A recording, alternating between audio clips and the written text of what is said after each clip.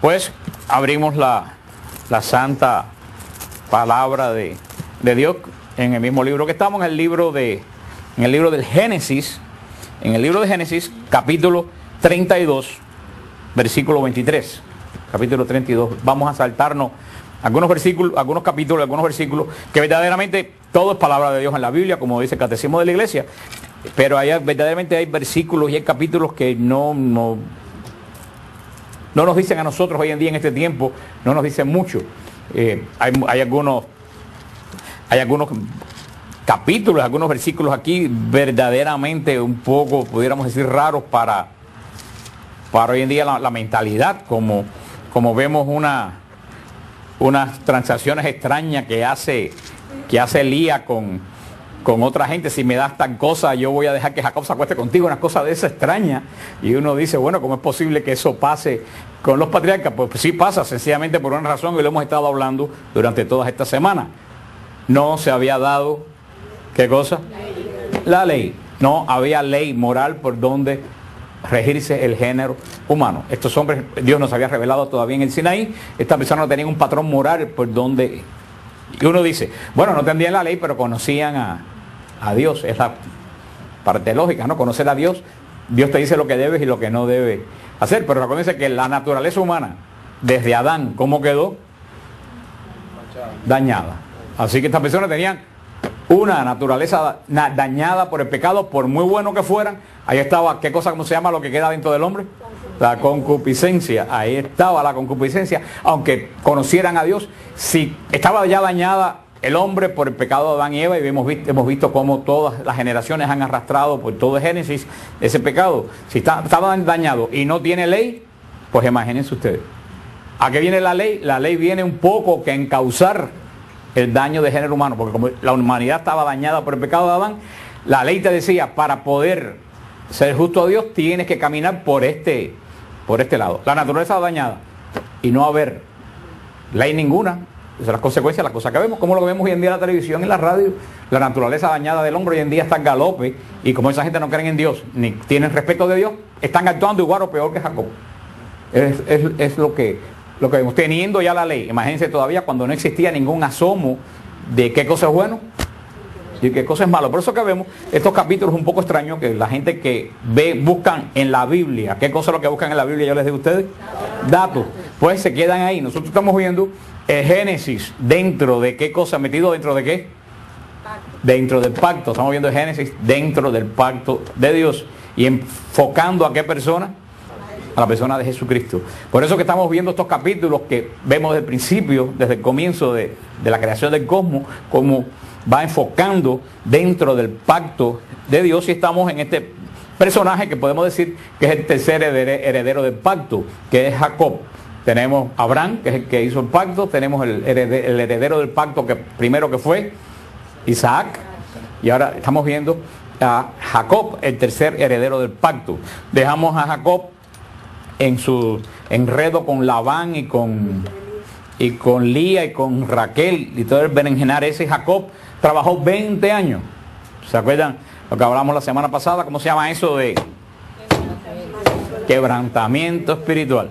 Jacob quería todas las cosas rápido, el Señor lo quebranta, y por lo que quiere tiene que esperar nada más y nada menos que 20 años. Al fin Jacob decide que ya es tiempo de liberarse y regresar a la tierra de sus padres, a buscar la primogenitura que verdaderamente era de él. Y ahí vemos este famoso pasaje de Génesis que tiene que ver con todo lo que estamos hablando, y es otro Bereshit, Génesis 32, versículo 23. Dice, aquella noche se levantó Jacob, tomó a sus dos mujeres con sus dos siervas y sus 11 hijos, y cruzó el vado de Yabok. Los tomó y los hizo pasar el río, e hizo pasar también todo lo que tenía. Y habiéndose quedado Jacob solo, estuvo luchando alguien con él hasta rayar el alba. Pero viendo que no le podía, le tocó en la articulación femoral y se dislocó el fémur de Jacob mientras luchaba con aquel. Este le dijo, suéltame, que ha llegado el alba. Jacob respondió, no te suelto hasta que no me bendigas. Dijo el otro, ¿cuál es tu nombre? Jacob. Contestó el ángel, en adelante no te llamarás Jacob, sino Israel, porque has sido fuerte contra Dios y contra los hombres, y lo has vencido. Jacob le preguntó, dime por favor tu nombre. ¿Para qué preguntas por mi nombre?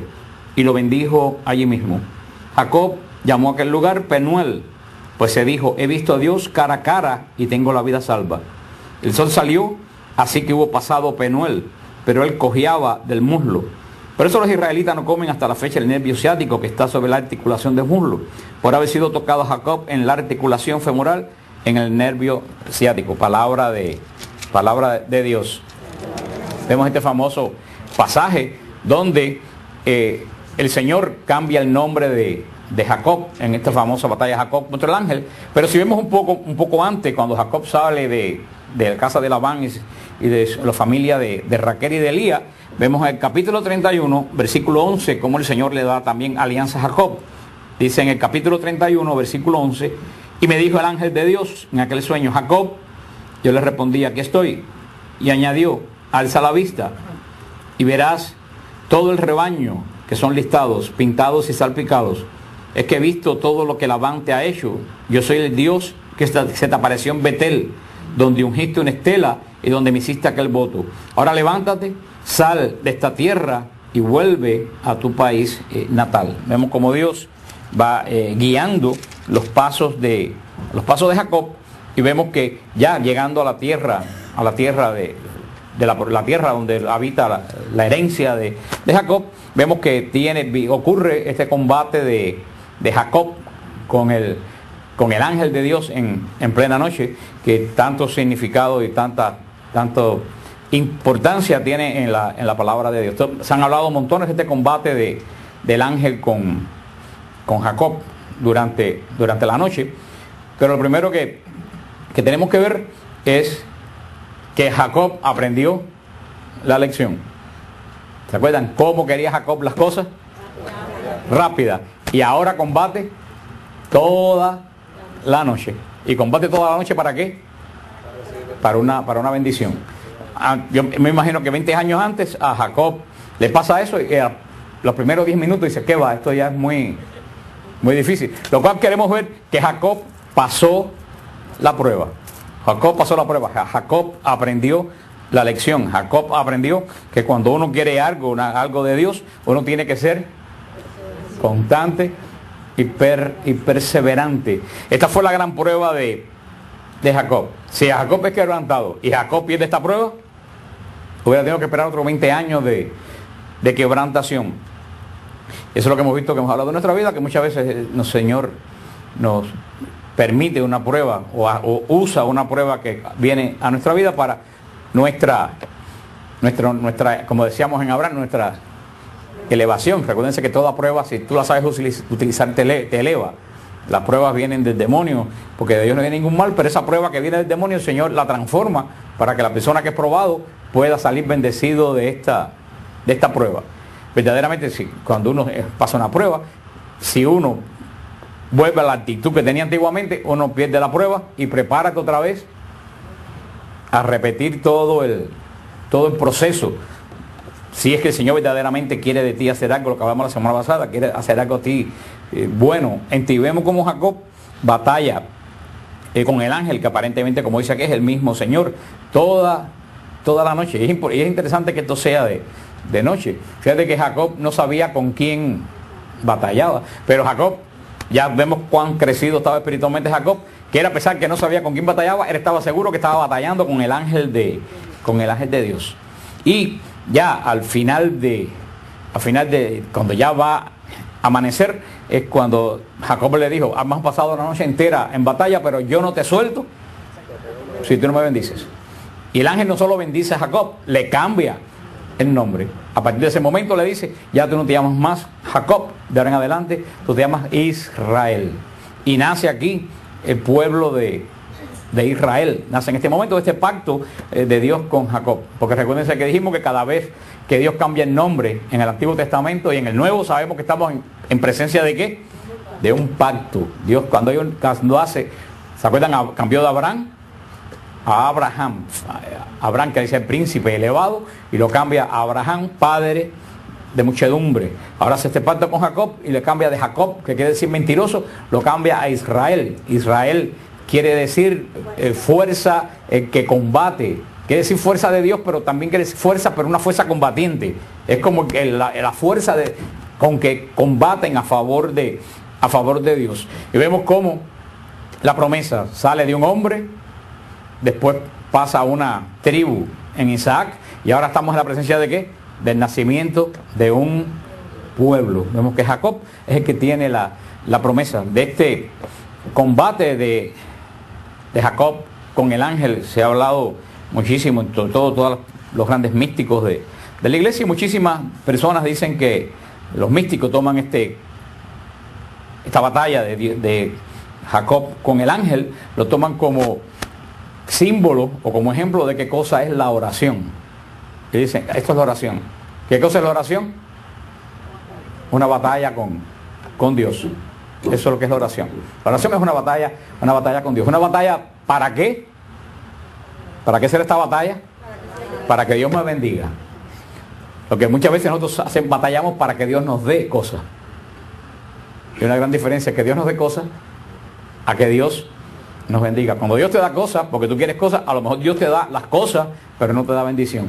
Cuando tú batallas para que Dios te bendiga, Dios te va a bendecir y te va a dar lo que tú estás pidiendo como bendición, y si es bendición. Porque es posible que estés pidiendo tú algo que no sea bendición lo que tú estás pidiendo. Pero es una batalla, y esa batalla que los místicos ven aquí en la oración, ¿cuál es la característica principal de esta batalla? La perseverancia.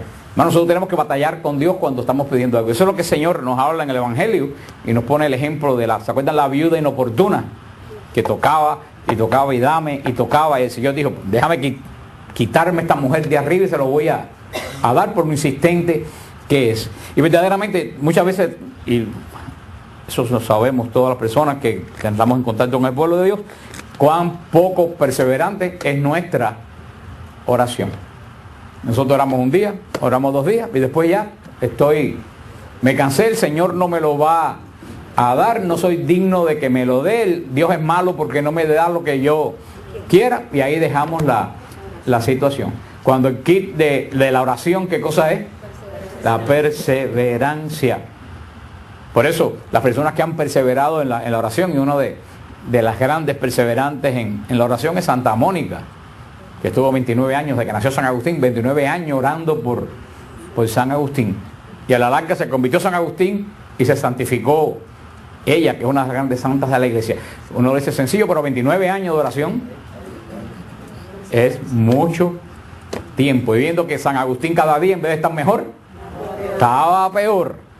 De ser un tránsfuga pasó a tener hijos ilegítimos, pasó a ser un borracho y pasó a ser un hereje de cuantas herejías. Y Santa Mónica orando. Otro hubiera dicho, ya este muchacho no tiene arreglo. Pero Santa Mónica le dijo a Dios como San Agustín, como Jacob, si no me bendices, no te suelto.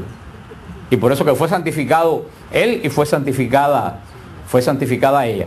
Y como eso, cuántos milagros, inclusive hoy en día, cuántas Santa Mónicas yo no conozco. Cuántas personas aquí en el mismo ministerio Nuevo Caminar, yo conozco cuántas esposas han estado orando 7, 8, 9, 10 años por la conversión del esposo. Y se ha convertido el esposo y toda la familia. No se me olvida, hace un tiempo hubo una señora cuando estábamos en San Gil, pero muy al principio del grupo, que se llamaba María, y ella todos los martes venía, ay Fran, ora por la conversión de mi esposo, y ora por la conversión de mi esposo, y siempre me decía, y cada día está peor, y mientras más oro, peor se pone, y si ora, pues yo no paro de orar, y después como pasa tantas cosas, se pierde del grupo por año, como tanta gente se pierde del grupo. Y una vez que voy a Mother of Christ, me la tropiezo allí y me dice que no sabe quién es este. Digo, ¿quién es este? Es mi esposo, que pasó a Emaús y se convirtió y está sirviendo al Señor conmigo en Emaús.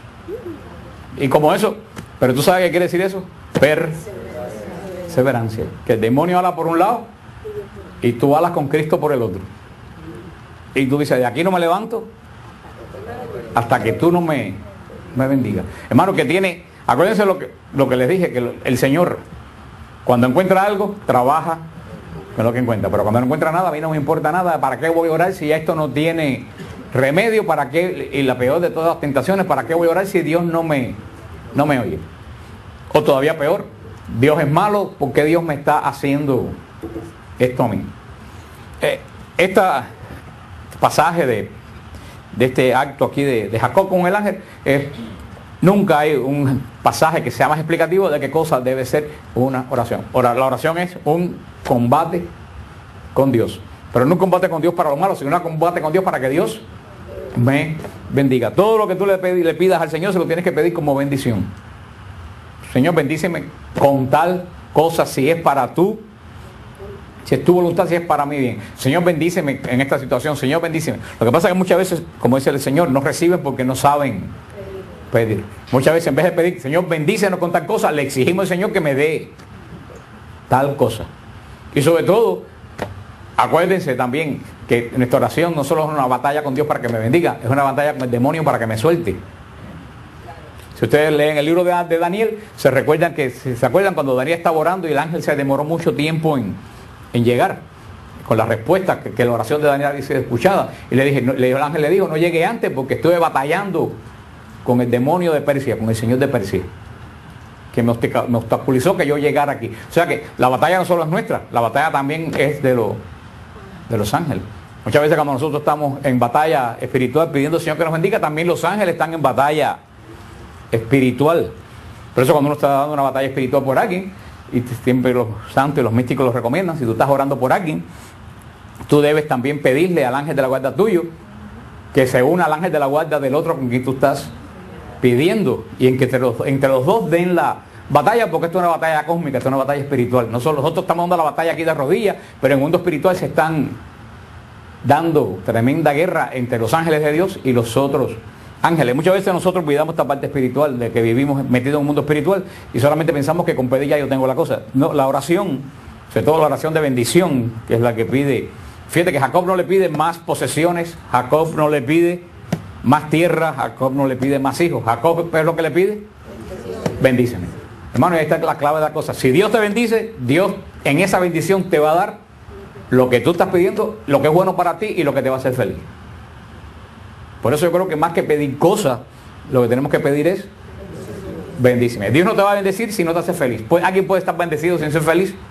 No. Dios no te va a bendecir si tú no puedes ser feliz. Cuando tú das la batalla por la bendición, eso implica que todo lo que tú estás pidiendo y es bueno para ti, Dios te lo va a dar junto con esa bendición. Y a la larga, ¿cómo sale Jacob?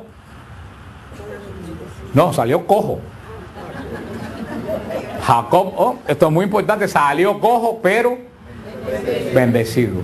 De esta batalla espiritual vamos a salir hecho, algo de tu vida va a quedarse por algún lado, pero vas a salir bendecido. Algo vas a alargar, y créeme que lo que vas a alargar es lo que a ti no te conviene. A lo mejor Jacob se quedó cojo para que no caminara tanto y para que supiera que el lugar de donde estaba tanto buscando por tanto tiempo había llegado ya no tenía que caminar más. Por eso que Dios lo bendice. En esta batalla espiritual, por ganar bendiciones, muchas veces uno va que si duele, vaya si duele.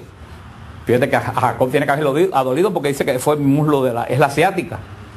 Lo que dice que Jacob, y vaya los que han padecido de la ciática, como dicen que duele. Jacob salió adolorido, pero salió bendecido, porque supo dar la batalla. Y aquí en esto comienza el pacto de Dios con Israel. A partir de aquí que comienza la historia de Israel. En este momento cuando entra por primera vez el nombre de Israel en la historia. Hasta ahora el pacto es con Abraham, con lo poco que sabemos de Isaac,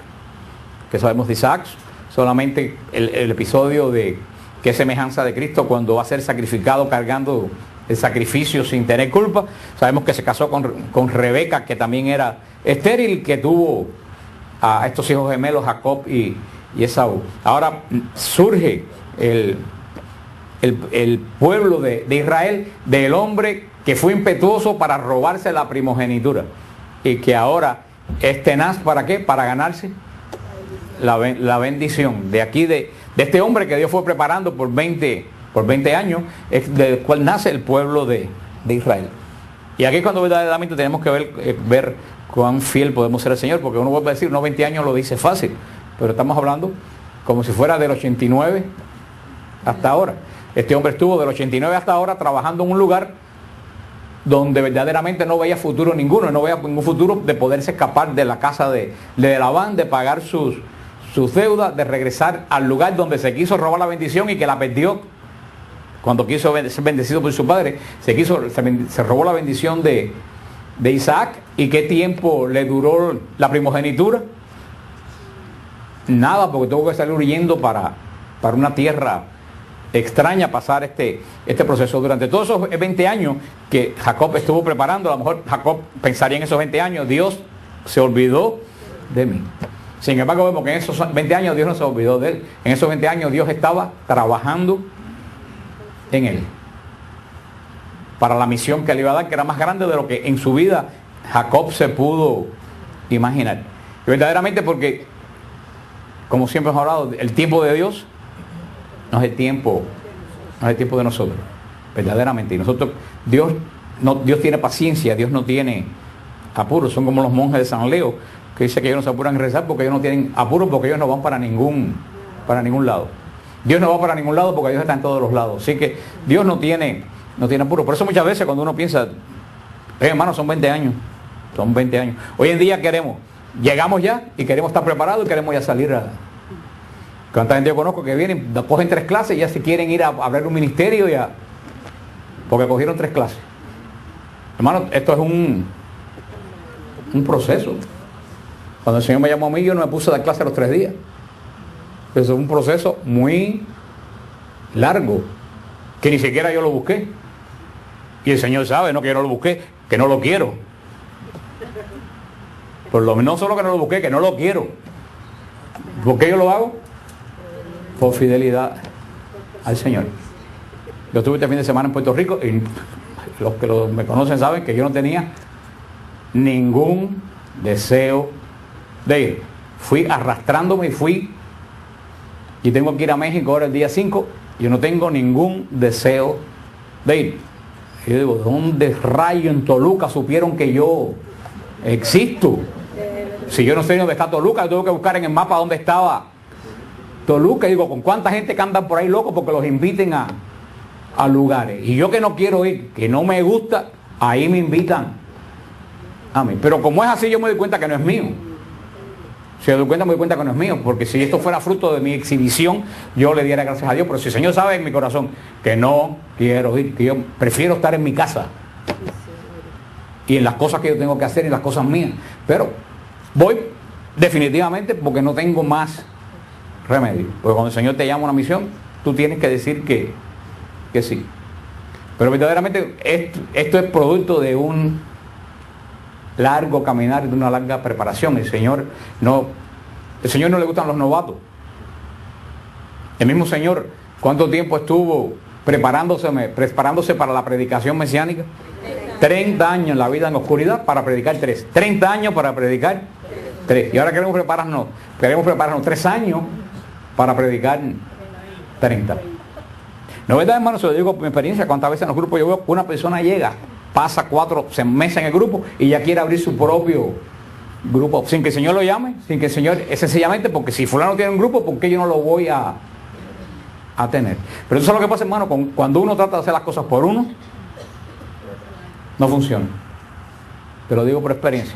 Una vez yo quise hacer un seminario de vida en el Espíritu en San Gil, porque a mí me dio la gana en contra de la voluntad de Dios, y no dio un solo fruto. No estoy hablando literal, no estoy hablando de forma poética. De ese seminario en el Espíritu no quedó ni un solo, absolutamente ni un solo fruto. Y el Señor por todos lados ponía obstáculos y yo decía, no me da la gana, el seminario se va a hacer. ¿Y cuándo empezó a dar fruto? Cuando el Señor quiso, no cuando yo quise. Verdaderamente. Lo que pasa es que muchas veces nosotros no aprendemos la lección de Jacob. Tenemos que dejarnos quebrantar. Y el Señor prepara a Jacob por 20 años. Pero mira que esos 20 años de paciencia de Jacob, mira lo que le da. Bendición. Y es nada más y nada menos que el pueblo, el padre de la nación de Israel. A partir de aquí es cuando entra Israel en la historia. Todavía Israel no es una nación. A partir de aquí vamos a ver cómo Israel se empieza a formar como una tribu.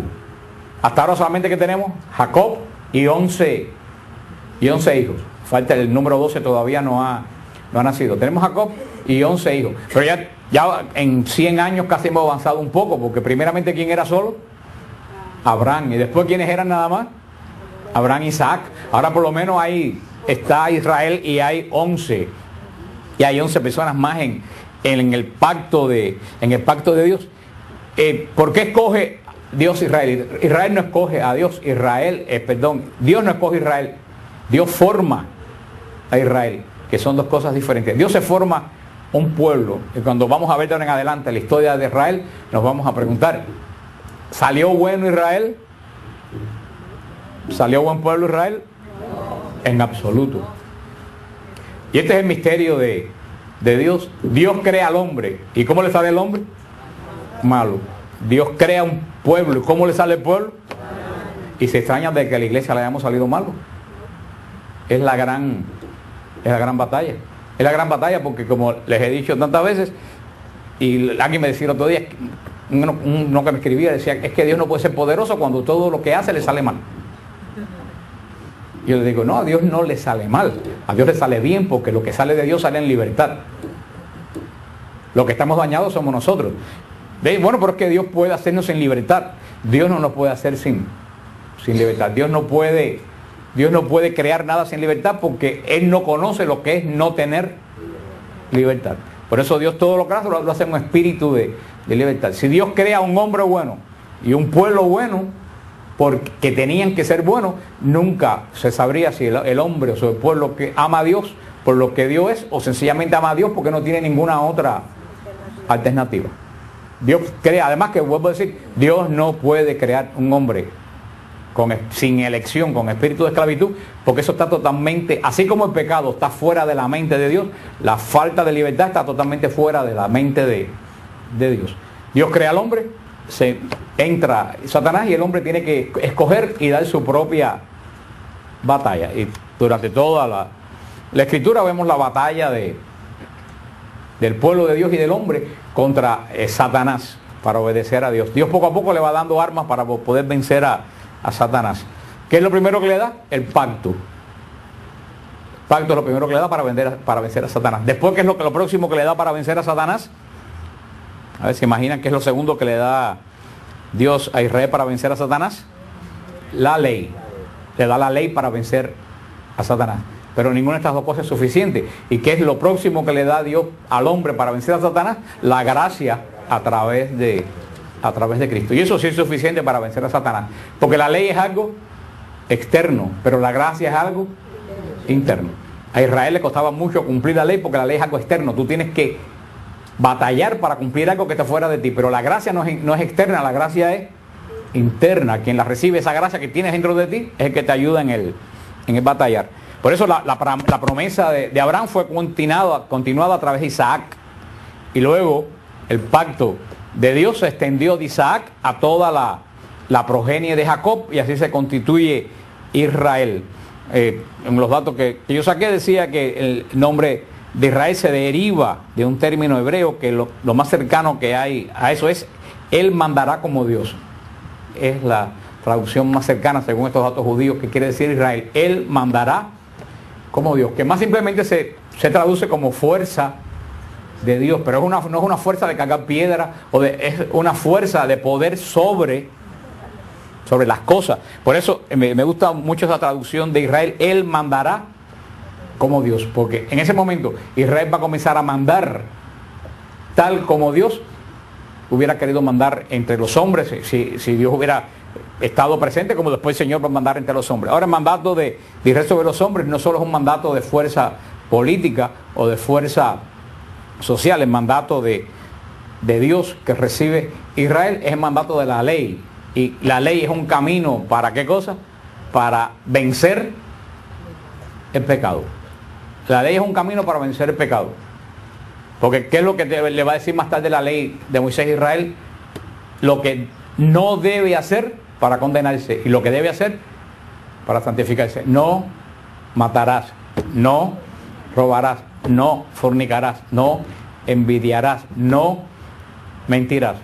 O sea, Dios le va diciendo, si tú quieres serme agradable, corta esto y corta esto. Y los primeros grandes mandamientos: amar a Dios sobre todas las cosas, santificar el nombre y el día del Señor, no tomar el nombre de Dios en vano. Le dice lo que debe cortar de la vida son 7 mandamientos que van dirigidos del hombre al hombre, y 3 mandamientos que van dirigidos del hombre a Dios. Este pacto que le da Dios a Israel no lo da porque Israel sea bueno. Este pacto se lo da Dios a Israel porque Dios tiene un propósito final con este pacto. El propósito final del pacto de Dios con Israel es preparar un pueblo para la venida del Mesías, que es el que va a dar la gran y última batalla. En Zacarías 12, en el profeta Zacarías, capítulo 12, versículo 8, dice: en aquel día el Señor defenderá a los habitantes de Jerusalén, y el que es débil entre ellos en aquel día será como David, y la casa de David será como Dios, como el ángel del Señor al frente de ellos. Tú ves como aquí en Zacarías se identifica a Israel ¿con quién? Como Dios, como el ángel del Señor, el que iba adelante guiando el camino. También Zacarías, que es un profeta de estilo apocalíptico, va a hablar mucho. También dice en un versículo más adelante: en aquel día el Señor defenderá al habitante de Jerusalén, dice en otra versión, y el que entre ellos sea débil en aquel tiempo será como David, y la casa de David será fuerte como Dios. O sea, siempre está hablando de lo que es Israel. Fortaleza, ¿en nombre de quién? En nombre de Dios. ¿Cuál es la razón para que Dios le dé un pacto a Israel? La respuesta la tenemos en Deuteronomio 9, versículo de 4 al 5. Deuteronomio 9, versículo de 4 al 5. Dice: cuando el Señor tu Dios los haya echado delante de ti, no digas en tu corazón: por mi justicia me ha traído a poseer esta tierra. Pues por la impiedad de estas naciones el Señor las arroja delante de ti. No porque eres justo, ni por la rectitud de tu corazón entras a poseer la tierra de ellos, sino por la impiedad de estas naciones. El Señor tu Dios los arroja delante de ti, y para confirmar la palabra que el Señor juró a tu padre Abraham, Isaac y Jacob. En Deuteronomio el Señor le aclara bien a Israel: lo que te estoy dando no te lo estoy dando porque tú te lo mereces. Lo que te estoy dando, te lo estoy dando porque los que poseían esta tierra, ¿qué pasa? La perdieron por sus abominaciones. ¿Y se recuerdan de quién era la tierra? De Canaán. El que la perdió por hacer burla por el pecado tan horrible de no tener sensibilidad de respetar a sus padres. A sus padres. Y eso, este Deuteronomio se lo aplica a todos nosotros. Estas palabras de Deuteronomio, el Señor, hay veces que uno se piensa que uno es especial de Dios, porque no, lo que el Señor nos ha dado no son porque somos buenos, sino verdaderamente porque otra gente han sido peores que nosotros. Sencillamente, porque uno puede envanecerse como Israel, se puede envanecer. Yo tengo el pacto de Dios, yo tengo, a lo mejor si el Señor la gracia que nos da a nosotros se la da a otro, a lo mejor pues hubiera respondido mucho mejor que nosotros. Y el Señor le sacude el polvo a Israel. Se lo dice: primero que nada se lo estoy dando porque ellos son peores que tú. Y en segundo lugar te lo estoy dando porque así se lo prometí a tus padres, a Abraham, a Isaac y a Jacob. Más adelante en este mismo y el capítulo del Deuteronomio va a hacer una lista de por qué el pueblo que vivía en esa tierra es echado de la tierra. Y le dice el Señor a Israel: cuando llegues a esta tierra que te estoy dando, no te comportes como ellos, porque tú también la puedes perder. Le dice que no haya entre ti gente que consulte a los astros, que no haya entre ti gente que consulte a los muertos ni los adivinos, que no haya entre ti nadie que mate a los niños. Dice: porque les diga que hagas estas cosas, tú vas a correr la misma suerte de aquellos que le quité la tierra. O sea que esta tierra el Señor la está dando por un pacto que tiene con Dios. Pero recuerden lo que hablamos cuando hablamos de los pactos. El Señor es fiel al pacto, pero si uno rompe el pacto, verdaderamente ahí el pacto se acaba. No por la parte de Dios, sino por la parte nuestra, porque para que haya un pacto tienen que haber dos testadores para que haya un pacto. Si tú tienes un pacto de comprar un carro y tú no lo pagas, el pacto se acaba y te llevan el carro, pero no fue el banco quien cumplió el pacto, fuiste tú. Por eso es tan interesante cuando hablábamos del arca, ¿se acuerdan? ¿Qué es lo que estaba dentro del arca? La ley. ¿Y qué cosa era la ley? El pacto. La ley era el pacto. Por eso el arca era tan querida para Israel. No porque era un cajón dorado. El arca era tan querida para Israel porque dentro estaba el pacto de Dios. El signo visible de que Dios tenía un pacto con su pueblo. ¿Y cómo guardaba Israel ese pacto? Como algo verdaderamente precioso. Como ustedes tienen una joya muy preciosa, unos aretes muy preciosos, o tienen el contrato de la casa que ustedes compraron que es muy caro, la gente lo mete en el banco bien seguro, ¿no? Porque él tiene miedo de ¿qué? De que se lo roben. Israel tenía, y por tanto honor por el pacto de Dios, que lo tenía en el lugar más santo de todo Israel. Y mira qué curioso, ¿desde dónde Dios hablaba con Israel? ¿Cuál era el trono de Dios para hablar con Israel? La tapa del arca. ¿Qué es lo que quiere decir eso? Yo hablo contigo porque tú tienes un pacto conmigo. Ahora miren qué interesante. ¿Israel cumplió el pacto? No. ¿Qué pasó con el arca? Se desapareció. Ahí está, vino la grúa y se llevó el carro. Israel no cumplió el pacto. ¿Para qué tú quieres un testimonio, unas piedras con unos mandamientos que tú no cumples? Y se perdió el arca. Mira qué interesante, y todo esto habla muchísimo. Se recuerda cuando se roban el arca que Jeremías la esconde y después no la puede encontrar, y se restituye el culto de Israel después que se termina el exilio babilónico, cuando regresan, que reconstruye Nehemías, reconstruye el templo y pone el santo de los santos y pone la cortina. ¿Qué pusieron detrás en el santo de los santos detrás de la cortina? No pusieron nada porque el arca se había perdido y más nunca apareció. No pusieron nada. ¿Tú sabes lo que quiere decir? El culto de Israel sin el pacto se volvió nada. Pero esto es mucho más simbólico, y así fue hasta la época de Cristo, más nunca el arca estuvo ahí. ¿Qué es lo que estaba dentro del santo de los santos cuando se perdió el arca? ¿Se recuerdan? No, había una gran piedra. Había una piedra que era una base, y encima de esa piedra se ponía el arca. El arca se perdió, quedó. ¿Y alguien se acuerda cómo se llamaba esa piedra? La piedra angular se llamaba. Ese salmo, la piedra que desecharon los arquitectos, es ahora la piedra angular. La piedra angular no es la piedra de la esquina de una casa, como alguna gente piensa. Era la piedra más importante de Israel. ¿Por qué la piedra angular era la piedra más importante de Israel? Porque encima estaba el pacto de Dios. Por eso es que dice, la piedra que desecharon los arquitectos es ahora la piedra angular. O sea, una piedra que alguien dijo, esa piedra no sirve para nada, llegó a ser la piedra más importante de Israel, porque sostenía el pacto de Dios. Cuando el arca se perdió, cuando el sumo sacerdote entraba el día de la expiación, ¿dónde tiraba la sangre? Encima de la piedra, porque no estaba el arca, encima de la piedra. Pero mira cómo todo esto es simbólico. ¿Qué cubría cuando caía sobre el arca? La sangre, cargando los pecados del animal que murió. ¿Qué cubría? El pacto. Ahora no está el arca. ¿Qué cubre la piedra? Hermano, cuando Israel dejó de incumplir el pacto de Dios, ¿en qué se volvió su corazón? De piedra. Eso tiene una enseñanza. La sangre del pecado caía, no sobre el pacto, caía sobre piedra, lo cual quiere decir que no hacía nada. De nada servía el pacto ni los sacrificios. ¿Qué les parece eso? Ni con un computer se puede armar todos los detalles que tiene la Biblia. Eso, el que entiende, ¿ustedes entendieron eso? El que entiende eso entiende por qué fue una desgracia para Israel. Y por eso que dice Jesús, ahora se transforma el corazón de ustedes de un corazón de piedra, este profeta Isaías, en un corazón de carne. Y ahora mismo puede ser, yo me voy del pacto de Dios y la sangre de Cristo, ¿sobre qué cae? Sobre la piedra de mi vida, de mis pensamientos, de mis sentimientos. ¿Y qué penetra la piedra? Nada.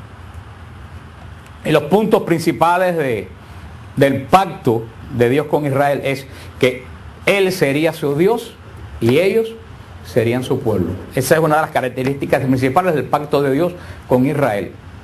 Yo soy tu Dios y tú eres mi pueblo. La otra parte en Éxodo 19:5 y Deuteronomio 4:29, vamos a ver más adelante, decía que Israel sería su especial tesoro o un pueblo sobre todos los pueblos, un pueblo importante. Y tercero, sería un pueblo santo y justo. Va a ser un pueblo santo, y lo dice el Levítico, sean santos porque yo tu Dios soy un Dios santo.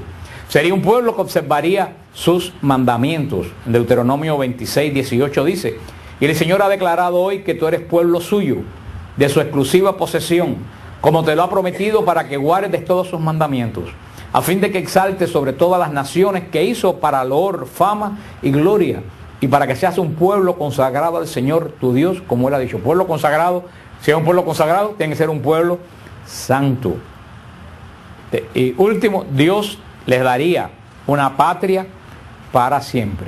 Esos son los principales pactos de Dios con Israel. Todo esto no es de gratis, todo esto no te lo doy porque el Señor sabe que lo que se da de gratis la gente no lo valora. Todo esto se lo iban a dar si Israel era fiel al pacto. Y siendo fiel, y eso es lo que hablamos hace tiempo, que fue lo que le pasó a Israel, que no puede pasar a nosotros. El pacto no era el fin. ¿Qué cosa era el pacto? El medio. El pacto no era el fin. El pacto, ¿cuál era la finalidad del pacto? Llevar a Israel ¿a quién? A Dios. Pero ¿en qué se quedó Israel? En el medio, en el pacto. La obsesión de ellos fue cumplir la ley y se olvidaron que tenían que llegar a Dios. Hermanos, si mismo también pasa con la Eucaristía. La Eucaristía no es el fin. La Eucaristía es el medio de llegar a Dios. Si nos quedamos nada más que en la liturgia y nos quedamos nada más que en el momento de que la comunión, ahí se quedó todo. La Eucaristía es el medio en cual el Señor me permite llegar al trono de Dios a través de Jesús. Tenemos que tener cuidado, no quedarnos, o hay mucha tentación para quedarnos en el medio y olvidarnos del fin. Israel se volvió obsesivo en cumplir el pacto, la ley, sin darse cuenta de que el objetivo no era la ley, sino era la unión con Dios. Por eso vemos que se cuidaban de esto y de aquello y descuidaban la misericordia. Por eso que Isaías le gritaba, el Señor gritaba atrás de Isaías, misericordia quiero, no sacrificio. Por eso le decía, me apestan los sacrificios de ustedes. Porque Israel ofrecía sacrificio, pero no tenía misericordia. Y cuando tú llegas a Dios, tú llegas a la misericordia, pero si tú te quedas en el camino y no llegas a Dios, definitivamente tú no puedes tener misericordia. La obediencia de Dios a Israel es lo que iba a traer la bendición sobre Israel. Y podemos ver en Jacob. Podemos decir de cierta forma que para ser obediente, ¿qué es lo que hace falta? A ver, a que ustedes saben, para ser, para hacer falta humildad, por supuesto, va a hacer falta algo más. Fidelidad. Amor. Está bien, como vuelta en mercado. Tiene amor, pero no tiene pacto. No, está bien todo lo que han dicho, pero la bendición, todo eso está bien, pero la obediencia solamente es de los que son perseverantes. Si tú eres perseverante, tú no puedes ser obediente. Porque en el camino de la obediencia, ¿tú sabes cuál es lo primero que te asalta a ti? El no ser perseverante. Ay, bueno, pero ya estoy harto, ya así siempre es lo mismo, yo no veo avance ni veo resultados. Empieza el demonio a decirte, no seas perseverante, porque el demonio sabe que la bendición solamente viene, hermano, para la obediencia, para la fidelidad, para el amor hay que ser perseverante. Amor que no es perseverante, no es amor. Hoy en día, inclusive en el amor entre esposos, en el amor carnal, en la calle la gente no es perseverante. Yo te doy mientras tú me das. El día que tú no me des, ya yo no te doy. Y estoy hablando en el sentido, inclusive, espiritual. Si tú no eres como yo creo que tú debes ser, pues ya no te amo. Entonces hay gente que, por ejemplo, en el amor hay gente que se enamoran de alguien que no existe. ¿Sí? Y todos ustedes lo saben. Hay gente que se enamoran de una persona que no es. Y cuando se da cuenta que esa persona no es lo que ellos se imaginaron, pues se decepcionan. Pero si nunca ha sido, eso ha sido una pura imaginación tuya. Esa persona no existe. Cuando una persona ama a alguien, la ama, tanto en la amistad como en el amor, la ama tal como es. Yo tenía una amiga mía que eso es lo que le pasaba siempre. Ella se enamoraba de gente y siempre se peleaba de los novios porque ella cuando llega un momento, pero es que ella me hablaba y me decía, pero que lo que ella me está diciendo no es esta persona. Entonces cuando ella se daba cuenta que no era, no, fulano me falló, le decía, fulana no te falló. Tú es la que está fallando al enamorarte de ideales. Y lo mismo puede pasar con Dios. Tú te puedes enamorar de un ideal y pensar que Dios tiene que ser como tú crees que Dios debe que ser. Y cuando tú ves que Dios no como tú crees que es, sino como es, te decepciona. Dios esperaba obediencia. Y esa obediencia, esa perseverancia es lo que va a traer como a Jacob, ¿qué cosa? Bendición. ¿Qué es lo que debió haber sido Israel? Israel debió haber sido luz de las naciones. Y por eso que Dios hizo así y lo aplastó. Porque en vez de ser luz de las naciones pasó a ser entorpecimiento. ¿Qué cosa fue el camino? Ahora que ustedes hablaron de Jacob, ¿qué ustedes creen que fue el camino por el desierto? Los 40 años del camino del desierto, ¿qué ustedes creen que fue?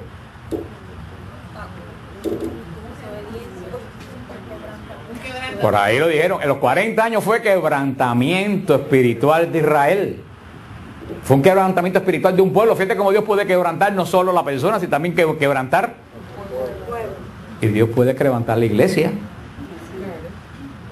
No se imaginen que los palos que nos están dando es que Dios está quebrantando la iglesia y poniendo nuestra soberbia por el piso. Porque el orden sacerdotal y nosotros mismos llegamos a ser extremadamente soberbios. Y el Señor, mira, nos está dando. Alguna gente piensa que es castigo. Yo pienso que es quebrantamiento espiritual. Que no está castigando, está preparando una iglesia mejor. Los 40 años por el desierto, Israel salió del desierto. ¿Y qué esperaba Dios de Israel? Fidelidad. ¿Y qué fue lo que empezó a hacer Israel desde que salió? ¿Pero para qué venimos para acá? ¿Pero para qué nos salieron? Mejor nos viramos. Y Dios hizo que la promesa cada vez se demorara, hasta que Israel entendiera o se muriera. Y de hecho es como muchos no entendieron, se murieron. Y de los que salieron, que vieron el mar abrirse en dos, solamente dos llegaron a la tierra de Israel. Los demás se quedaron por el desierto. Todo el que no entendió, se murió. Todo el que no se dejó quebrantar, se murió. Dios es radical. Dios es radical. Eso fue lo que fueron ahora ustedes entienden que fueron los 40 años por el desierto. Dios se estaba quebrantando el pueblo. Israel podía haber llegado en una semana de Egipto a Israel. Se demoró 40 años precisamente por esto. Una y otra vez el Señor le recuerda a Israel la guarda de la ley, es guardar los mandamientos. Sin embargo, Israel no pudo guardar los mandamientos. Pasó como Adán y Eva. El Señor le ofrece y el otro le ofrece. ¿A quién le da la fidelidad de Israel? ¿Al Dios que abrió el mar delante de él o a aquel que no le dio nada? Aquel que no le dio nada. Ustedes se recuerdan a Moisés en el monte recibiendo las tablas. Israel, ¿qué se hizo? Un becerro y no solo que se hizo un becerro de oro, dijeron, ese es Yahvé el que nos sacó de Egipto. Y uno dirá, ¿qué malo es Israel? Hermano, no es que malo es Israel, es la naturaleza humana que está dañada. Así nos pasa a nosotros. La gente dice, ay, pero si hay un milagro muy grande, Dios, el hombre cambia. El hombre no cambia, vea el milagro que vea. Es más, uno cambia más sin ver milagro que viendo milagro. Porque podemos decir, cuando Fátima vio el milagro del sol, que lo vieron más de 100.000 personas, él hubiera dicho, bueno, para que Europa hubiera cambiado, dijeron que era una aurora boreal. Nadie cambia por un milagro. Siempre, como dice, para el que cree no hace falta señales, para el que no cree 1000 no son suficientes. Hay un libro muy interesante, muy antiguo, pero es muy simpático, que se llama La Tournette de Dios. La Tournette. Tournette quiere decir como hacen las vedettes, como hacen los artistas, un viaje de la Tournette de Dios. ¿Nadie ha leído ese libro? De Proceda, ¿no? ¿Cómo es el apellido? Proceda. Enrique Javier Proceda. Ese libro es espectacular, la Tournée de Dios, y es muy cómico, porque resulta que es que Dios anuncia que va a descender en Madrid, en el cerro de Getafe, que es la segunda avenida. ¿No? Es cómico, pero es muy profundo. Entonces todo Madrid se prepara y el mundo entero se prepara para la venida de Cristo, ¿no? Para la segunda venida. Y el Papa viene desde Roma y le preparan a Cristo una cama de oro en el altar mayor de la catedral a Modena con ropa de brocado y todo el mundo está esperando ya que llegue Cristo y llegue una luz muy grande a un cerro, y cuando sale la luz, sale un hombre de cuello corbata y un maletín. Entonces todo el mundo se quedó en shock. Y ese era Cristo. No se rían.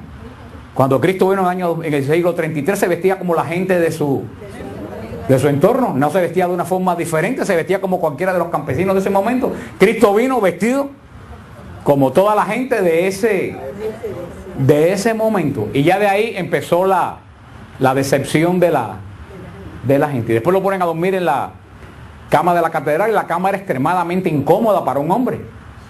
Una cama de brocado y de oro era muy incómoda. Entonces Cristo se va a dormir a unos cojines que habían, y ya lo tomaron como una ofensa. Para no hacer la historia larga, después de ir en desilusión, lo mataron de un tiro. Hermano, es lo que hicieron con Cristo. Y como los 3 o los 4 años ya todo el mundo decía que eso nunca existió, que había sido un impostor que se quiso pasar por Cristo, que todo fue una gran ilusión. Es un libro que parece cómico, pero que tiene una gran realidad. Cristo vino como uno de nosotros y por eso lo mataron. Y si volviera ahora, volviera como uno igualito que nosotros. Lo que pasa es que nosotros siempre entendemos mal a Dios y no podemos aceptar. Yo quiero que Dios sea la idea que yo tengo de Dios. Y si la idea que yo tengo de Dios no es Dios, pues entonces ese no es Dios. Eso es lo que le pasó a Israel. La semana que viene vamos a ver los términos hebreos que se usan para pacto, y vamos a seguir con la historia. Porque hablé tanto del pacto de Israel hoy, porque hoy por primera vez entra en la historia del pacto un hombre llamado Israel y una nación que se va a formar llamada Israel. A partir de ahora vamos a ver el desarrollo del pacto, pero llena un pacto en una persona, un pacto ligado a un pueblo, podemos decir. Por eso vimos en Génesis el Bereshit del cosmos, después vimos el Bereshit del mal, después vimos el Bereshit de la fe, y ahora estamos viendo el Bereshit del pueblo de Dios. Por eso que Génesis se llama Bereshit, comienzo, porque estamos viendo qué cosa en este momento, comienzo de poner todas las bases para que se cumpla la frase más importante del Génesis. ¿Cuál es la frase más importante de Génesis? Enemistad pondré entre ti y la mujer, entre su descendencia y tu simiente. Todo esto que estamos viendo es preparación para la venida de Cristo a restituir al hombre a la condición que tenía originalmente ¿quién? Adán. Va a ser todo este camino y todo. Por eso le digo que todo el Antiguo Testamento y todo el pacto se va a resumir ¿dónde? En el vientre de María se va a resumir todo el pacto. Porque ¿para qué Israel? ¿Para qué Dios prepara un pueblo? Para que nazca Cristo. Pero Cristo tiene que nacer de un pueblo. Cristo no nace de un pueblo, Cristo nace de una mujer. Por eso esa mujer resume el pueblo, la ley, todo lo que apunta a Cristo. Porque la promesa es enemistad entre ti y la mujer, entre la descendencia de la mujer y tu descendencia.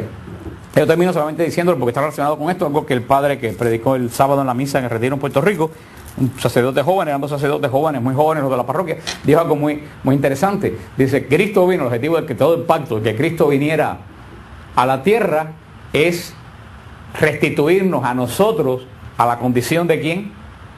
De Adán antes del pecado. Y decía, Cristo ya llegó es esa condición, ¿está dónde? En el cielo. ¿Y qué está haciendo Cristo en el cielo?